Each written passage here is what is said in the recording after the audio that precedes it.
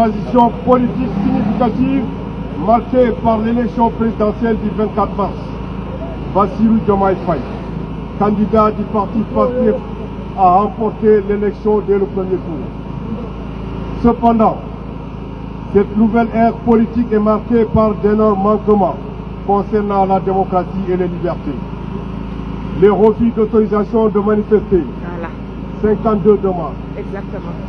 Les fermetures d'organes de presse, les arrestations arbitraires d'opposants, les menaces ouvertes du Premier ministre Ousmane Sonko à l'endroit des opposants, les levées d'immunité parlementaire des députés de l'opposition sans justification, le non-respect des droits des femmes, une république désacralisée. Nous assistons avec stupeur depuis quelques mois à des arrestations, des interpellations abusives de journalistes, d'hommes et de femmes politiques. Nous constatons et dénonçons les refus systématiques des demandes de manifestation de l'opposition. Nous dénonçons les tentatives de bâillonnement de l'opposition et des journalistes qui s'opposent à la politique du gouvernement en place.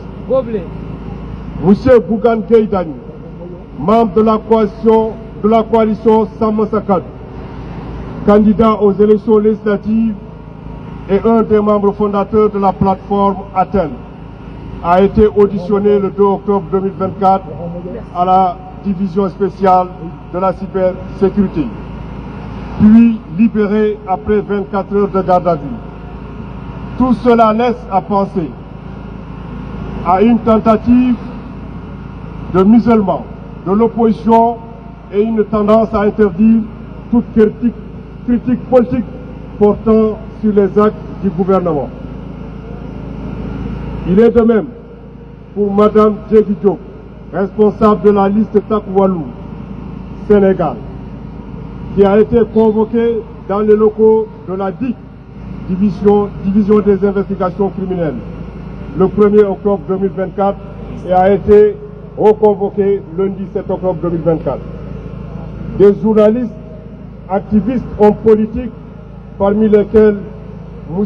Cheikh Yérim Seck, Bah Diakhaté, Cheikh Tidiane Ndao, Ahmed Suzanne Camara, Kader Dia,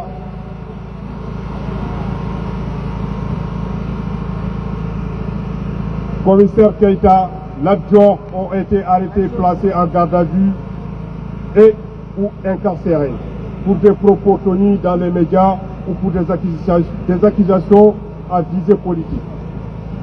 Le maire de Dakar, Barthélémy Diaz, démis de ses fonctions sans raison valable, s'est vu retirer son mandat de député également. Le député d'opposition Farba Ngom, sous la menace d'une levée de son immunité sans explication aucune. Le gouvernement sénégalais a publié un communiqué menaçant de poursuites judiciaires tout acteur politique, journaliste, citoyen, ramenant à restreindre de ce fait toutes les allégations portant sur les actes du gouvernement. Ces tentatives d'intimidation et ces menaces ciblées ne relèvent pas du droit. Elles s'insèrent dans une stratégie de la pensée unique dont l'objectif n'est autre que d'empêcher l'exercice démocratique et la participation de l'opposition au débat électoral. Pour la démocratie et le respect des institutions au Sénégal, halte à l'intimidation et aux dérives autoritaires. Le Sénégal est un modèle de stabilité politique en Afrique grâce à sa tradition démocratique et à ses transitions pacifiques de pouvoir. Cependant, le pays fait face à plusieurs défis politiques et sociaux. Voici une vue d'ensemble du contexte politique actuel. En 2024,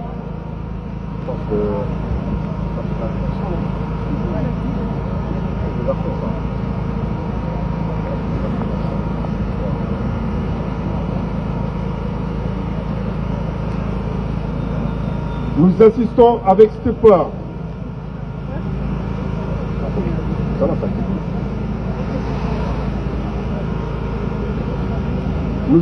avec stupeur depuis quelques mois à des arrestations, des interpellations abusives de journalistes, d'hommes et de femmes politiques. Nous constatons et dénonçons les refus systématiques de demandes de manifestation de l'opposition. Nous dénonçons les tentatives de bâillonnement de l'opposition sur des journalistes qui s'opposent à la politique du gouvernement en place.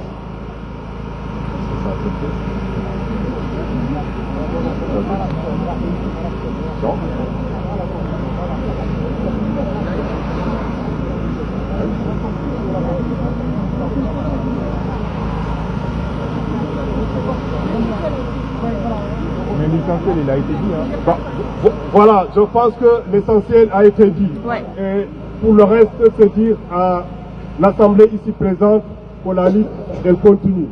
Et la lutte, seule la lutte libère. Et comme disait Thomas Isidore Sankara, une personne qui ne se révolte pas, ça ne sert à rien de s'apitoyer sur son sort. Le combat, il est collectif. On est là aujourd'hui pour le soutien de l'honorable député Farba Ngom, mais de tous les détenus politiques au Sénégal. Exactement. Nous combattons ensemble contre l'injustice, contre l'injustice et contre les dérives du Premier ministre Ousmane Sonko.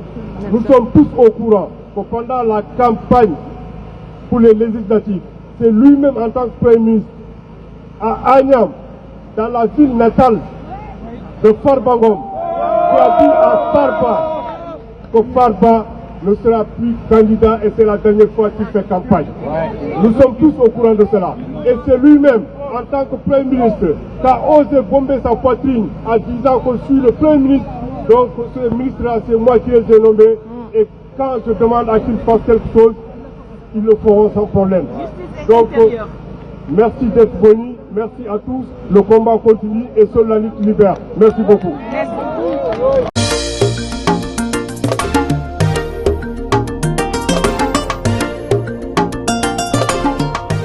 Dakar 24 Info, l'information sur mesure.